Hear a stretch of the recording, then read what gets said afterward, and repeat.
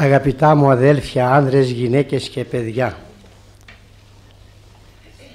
σήμερα έχουμε να μελετήσουμε δύο πολύ πλούσιες και διδακτικές περικοπές από την Καινή μας Διαθήκη. Στο σχολείο της η Εκκλησία σήμερα στο πρόγραμμα έχει και μας δίδει να μελετήσουμε μία περικοπή από τις πράξεις των Αποστόλων που φαίνεται πως ξαπλώνει το Ευαγγέλιο στον κόσμο, πως με το διωγμό του Στεφάνου οι Απόστολοι σκορπούν στον κόσμο και σπέρνουν το Ευαγγέλιο, και έτσι ο διωγμός βγήκε σε καλό. Η διασπορά των χριστιανών έγινε η σπορά του χριστιανισμού, και ακόμη πως στην Αντιόχεια που δρά και κηρύττει ο Παύλος με τον Βαρνάβα πήραμε για πρώτη φορά το όνομά μας, το όνομα χριστιανοί. Η άλλη περικοπή είναι η θαυμάσια και γνωστή σε όλους μας περικοπή της Σαμαρίτιδος, όπως λέγεται, στην οποία έχουμε το διάλογο του Ιησού με τη Σαμαρίτιδα. Ο Ιωάννης, όπως παραθέτει στο Ευαγγέλιό του, το διάλογο του Ιησού με τον Νικόδημο, παραθέτει και το διάλογο του Ιησού με τη Σαμαρίτιδα. Ο Νικόδημος άνδρας, η Σαμαρίτιδα γυναίκα, ο Νικόδημος Ιουδαίος, η Σαμαρίτιδα Σαμαρίτιδα, ο Νικόδημος λόγιος, σοφός, ενάρετος, η Σαμαρίτιδα αφελής αλλά και διεφθαρμένη, και με τον Νικόδημο μιλάει μέσα στο σπίτι, κλεισμένοι οι δυο τους, ο Ιησούς και ο Νικόδημος, όλη τη νύχτα, με τη Σαμαρίτιδα μέρα μεσημέρι στην πηγή που πηγαίνει όλος ο κόσμος. Από όλη την περικοπή διαλέγω μόνο δύο σημεία σύντομα να μελετήσουμε. Το ένα σημείο είναι ότι στην περικοπή αυτή φαίνεται ο Κύριος μας ότι είναι τέλειος άνθρωπος και έχει όλα τα λεγόμενα αδιάβλητα πάθη του ανθρώπου, και αδιάβλητα πάθη λέγονται η πείνα, η δίψα, η κόπωσης που έχουν όλοι οι άνθρωποι. Έχει και ο Χριστός και αποδεικνύει έτσι ότι είναι πραγματικός άνθρωπος, και αυτά τα στοιχεία χρησιμοποίησαν οι πατέρες, οι Οικουμενικές Σύνοδοι, για να καταπολεμήσουν την αίρεση του μονοφυσιτισμού, όπως άλλα στοιχεία για να καταπολεμήσουν την αίρεση του Αρείου. Ο Άριος αρνούνταν τη θεότητα του Χριστού, και υπάρχουν πάρα πολλές μαρτυρίες που αποδεικνύουν ότι ο Χριστός είναι Θεός. Έτσι και πάρα πολλές μαρτυρίες που αποδεικνύουν ότι ο Χριστός μας ήταν και άνθρωπος. Και έτσι βλέπουμε με την πορεία κουράζεται και κοπιακός και κάθισε στο στόμιο της πηγής να ξεκουραστεί. Διψάει, θέλει να πιει νερό, δώσ' μη ποιήν, λέγει στη Σαμαρίτιδα. Πεινάει, στέλνει τους μαθητάς του να αγοράσουν τρόφιμα. Και η μεγαλύτερη μαρτυρία είναι ότι δέχθηκε το θάνατο, πέθανε και ετάφη, και αποδεικνύει έτσι ότι ήταν πράγματι άνθρωπος. Αλλά ενώ ο Κύριος μας είναι και κοπιακός, ξαφνικά ξεκουράζεται.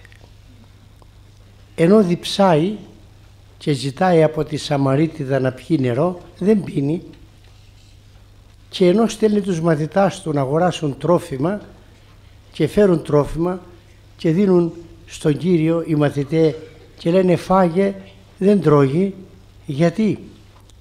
Εγώ έχω βρώσιν φαγήν είναι μη σου κοίτατε. Εγώ λέει έχω μια τροφή που εσείς δεν την ξέρετε. Μπα, να το έδωσε καρύς και να έφαγε, και αμέσως της εξηγεί ποια είναι η βρώσεις. Εμόν βρώμα εστί ή να ποιώ το έργο του πέμψαντός με και τελειώσω αυτού το έργο. Εδώ ο Κύριος διδάσκει στους μαθητάς του, αλλά και σε όλους τους πιστούς, σε όλους αυτούς που φέρουν το όνομά του χριστιανούς, ότι ο άνθρωπος δεν ζει μόνο με ψωμί και με νερό, με τα αναγκαία αυτά φυσικά αγαθά. Έχει ανάγκη και από την πνευματική τροφή. Και όταν ένας έχει πόθο και λαχτάρα για τα πνευματικά, λιγοστεύει τις σωματικές του αδυναμίες, τις υπερνικά, νικά και την τροφή και τον ύπνο και το ποτό, και φαίνεται αυτό από τη ζωή τόσων Αγίων που πράγματι νίκησαν αυτές τις φυσικές αδυναμίες και με λίγο νερό, με λίγη τροφή, με λίγο ύπνο έζησαν, και έζησαν μάλιστα και χρόνια πολλά, αλλά όχι μόνο πολλά, και ευλογημένα και καρποφόρα. Όταν όμως ο άνθρωπος δεν έχει θεϊκούς πόθους και είναι σαν τα βοσκηματώδη, και όταν το δόγμα του είναι φάγομεν, πίωμεν, αύριο γάρα αποθνίσκομεν, δεν μπορεί να εκτελέσει τις εντολές του Θεού. Είναι βαριές, αβάσταγες. Όχι μόνο οι μεγάλες απαιτήσεις των εντολών του Θεού, αλλά και οι πιο απλές και μικρές είναι, επαναλαμβάνω, ανεφάρμοστες αν δεν έχουμε μέσα μας το θεϊκό πόθο, τον ιερό ζήλο. Γι' αυτό το πρώτο που έχει να κάνει ο πιστός, αν θέλει να ζήσει πνευματικά σύμφωνα με το θέλημα του Κυρίου, είναι να αγωνιστεί με κάθε τρόπο, με μελέτη, με τη μυστηριακή ζωή, να αυξήσει μέσα του το θεϊκό έρωτα, τον υπεργείηνο έρωτα, τους πόθους, τους ιερούς. Όπως λέγει ο Παύλος, τα άνω ζητείτε, μη τα επί της γης, τα άνω φρονείτε, όπου ο Χριστός. Όταν έχουμε λοιπόν πνευματικούς πόθους, πνευματικές αναζητήσεις, τότε παραμερίζονται όλα τα βιωτικά. Και όχι μόνο οι τροφές, αλλά και οι θλίψεις και τα βάσανα και οι αρρώστιες και οι πόνοι, φοβερές αρρώστιες και μεγάλοι πόνοι δεν επηρεάζουν τον πιστό όταν φλογίζεται, επαναλαμβάνω, και εμπνέεται από τα θεία και τα πνευματικά.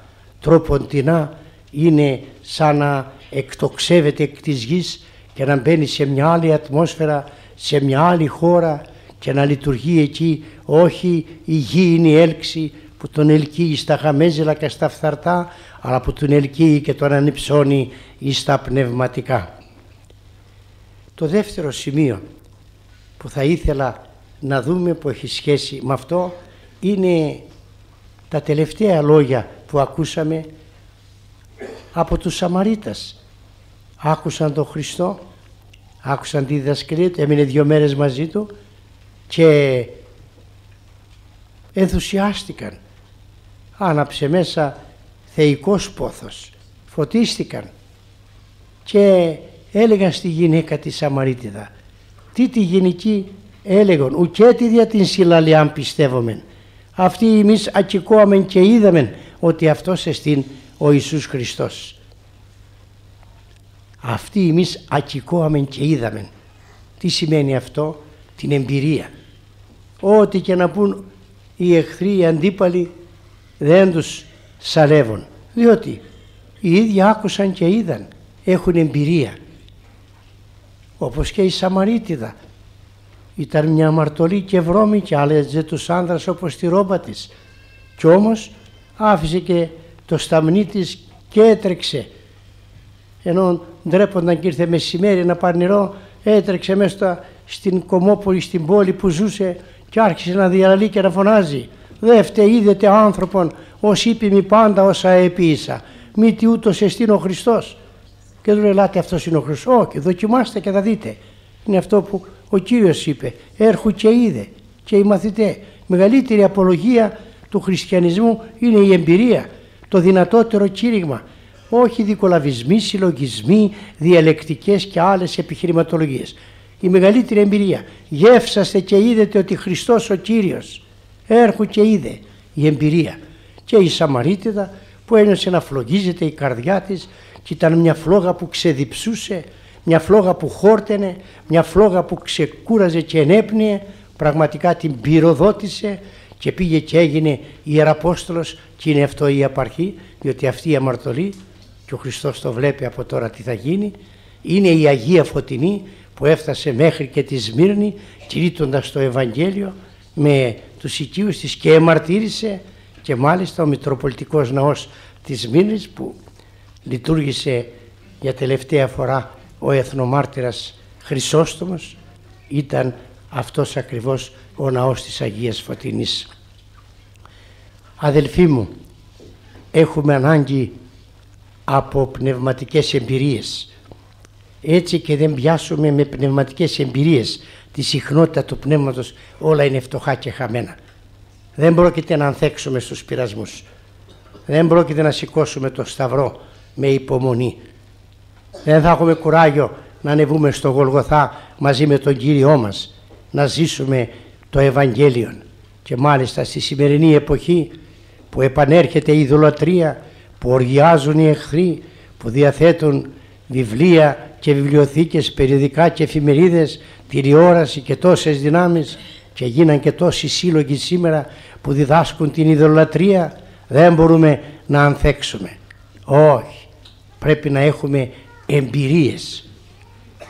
Έλεγε κάποιος, όλος ο κόσμος να πέσει επάνω μου, όλοι να μην πιστεύουν, εγώ θα πιστεύω.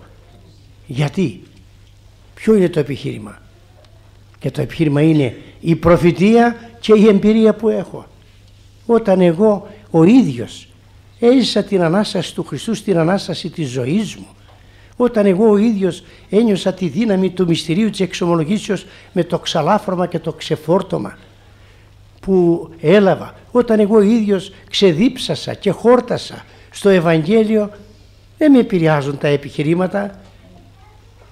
Έτσι ο Κύριος μας διδάσκει, εμόν βρώμα εστί ή να ποιώ το θέλημα του Πατρός μου και τελειώσω αυτού το έργο, που σημαίνει μαζί με όλες τις άλλες ανάγκες μας έχουμε την υψίστη ανάγκη να εκτελέσουμε το θέλημα του Κυρίου με αφοσίωση και αυταπάρνηση. Και αυτή η αυταπάρνηση και αφοσίωση νικάει και τα γήινα, νικάει και όλες τις αδυναμίες μας. Αλλά για να έχουμε αυτή τη δύναμη πρέπει οπωσδήποτε να αποκτήσουμε πνευματικές εμπειρίες. Είμαστε φτωχοί.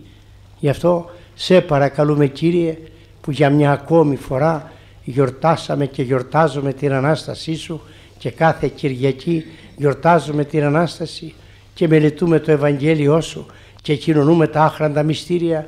Φόρτωσέ μας, πλημμύρισέ μας, πρίκησέ μας με πνευματικές εμπειρίες με τις οποίες πιάνουμε και λειτουργούμε στη συχνότητα του Πνεύματος και τότε επικοινωνούμε με Εσένα και δεν έχουμε ανάγκη από άλλες μαρτυρίες. Μπορούμε με την εμπειρία μας αυτή να Σε κηρύξουμε και να Σε εξαγγείλουμε στον κόσμο. Αμήν.